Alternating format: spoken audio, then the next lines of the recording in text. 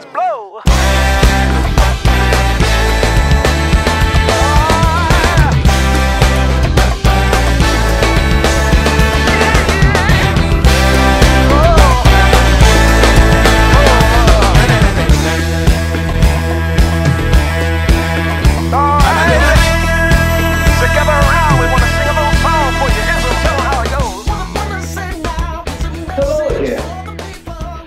Looking at the scripture in Hebrews 13, 6th verse, and it says, so that we may boldly say, the Lord is my helper.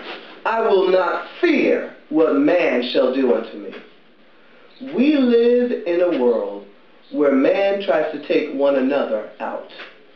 We live in a world where it's brother against brother, sister against sister, black against white, rich against poor.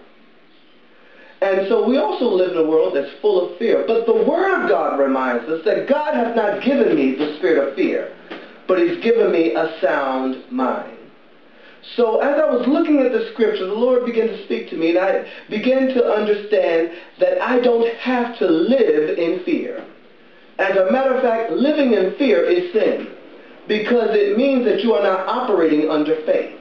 And Hebrews reminds us that without faith, it's impossible to please God. Yes, we live in a world where trepidation is rampant, where we are uneasy about awkward situations.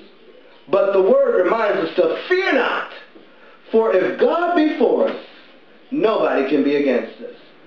So I can boldly say, the Lord is my helper, and I will not fear what man shall do unto me. Well, until next time, this is Pastor Starling T. Churn reminding you that if your life is not becoming to you, you should be coming to Jesus. And I will see you in the house of the Lord. Be blessed and be encouraged.